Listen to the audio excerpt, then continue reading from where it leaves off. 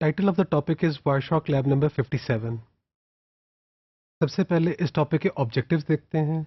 After completing this topic, a student will be able to use a filter to count retransmission packets in Wireshark.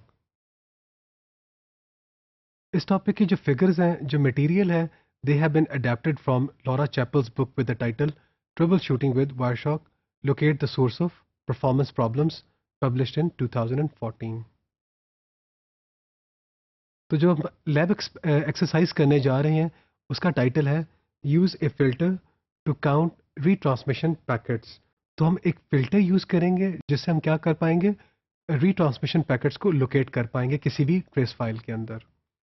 तो ये जो वायरशॉक है ये क्या करता है, tcp.analysis.retransmission का अगर आप स्ट्रिंग यूज़ करेंगे तो वायरशॉक क्या करेगा, एक फ़िल्टर अप्लाई करेगा और से retransmissions will also be displayed as fast retransmissions. तो हमें क्या करना है, we need to exclude fast retransmissions in the filter. तो हमें एक ऐसा फिल्टर अप्लाई करना है जिससे हमारी जो फास्ट रीट्रांसमिशंस है वो एक्सक्लूड हो जाएं.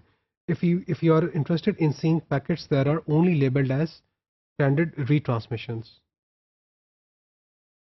तो हम क्या करते हैं, स्टेप नंबर 1 इस एक्सरसाइज का कैरी आउट करते हैं.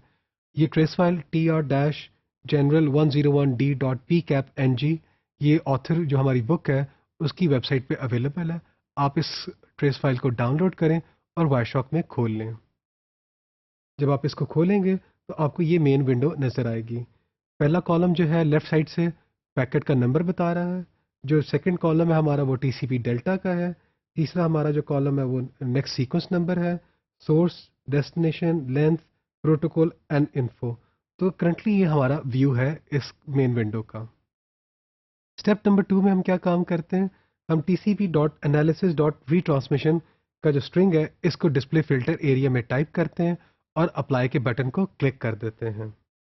अगर आप देखें तो ये जो वो सारे फीचर्स, वो सारे पैकेट्स जो इस स्ट्रिंग को मैच कर रहे हैं, इस फिल्टर को मैच कर रहे हैं, उनको लिस्ट डाउन कर दिया गया है. तो जो पहला पैकेट है वो है पैकेट 12035. अगर आप देखिए इसकी इन्फो कॉलम तो इसमें लिखा हुआ है TCP फास्ट रीट्रांसमिशन. अगर आप नेक्स्ट पैकेट देखें जिसका पैकेट नंबर है 12248, इसकी भी इन्फो कॉलम पे अगर आप जाके देखें तो लिखा हुआ है TCP फास्ट रीट्रांसमिशन. अगर आप पैकेट नंबर 3 पे जाएं जो इसका नंबर है 12259, ये है TCP ट्रांसमिशन. तो TCP ट्रांसमिशन और TCP fast transmission, TCP retransmission में आपका जो सेंडर होता है वो क्या करता है, एक टाइमर मेंटेन करता है और जो ही टाइमर एक्सपायर होता है वो रीट्रांसमिट कर देता है. लेकिन जो फास्ट रीट्रांसमिशन क्या होता है, जो आपका सेंडर होता है वो टाइमर के टाइम आउट होने का वेट नहीं करता. जो ही आपका रिसीवर उसे ओरिजिनल एक्नॉलेजमेंट और कुछ डुप्लीकेट एक्नॉलेजमेंट्स भेजता है तो वो पैकेट को रीट्रांसमिट कर देता है. इसको हम फास्ट रिकवरी भी कहते हैं या फास्ट रीट्रांसमिशन भी कहते हैं. तो हमारे इस ट्रेस फाइल में अगर आप देखें वो जो हमने ऊपर स्ट्रिंग लिखी है उस स्ट्रिंग को मैच करने वाले फास्ट रीट्रांसमिशन के भी पैकेट्स हैं और वो पैकेट्स भी जिसमें सिर्फ रीट्रांसमिशन हो रही है उस सारे पैकेट्स को लिस्ट डाउन कर दिया गया है और व्यू कर दिया गया है.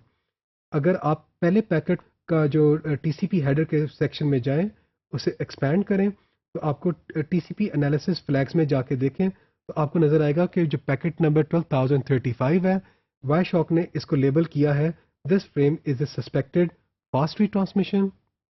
और उसका जो दूसरा उसका जो लेबल है वो है this frame is a suspected retransmission. तो वायरशॉक क्या करता है, इस पैकेट को उससे दोनों लेबल्स ही असाइन कर दिए हैं.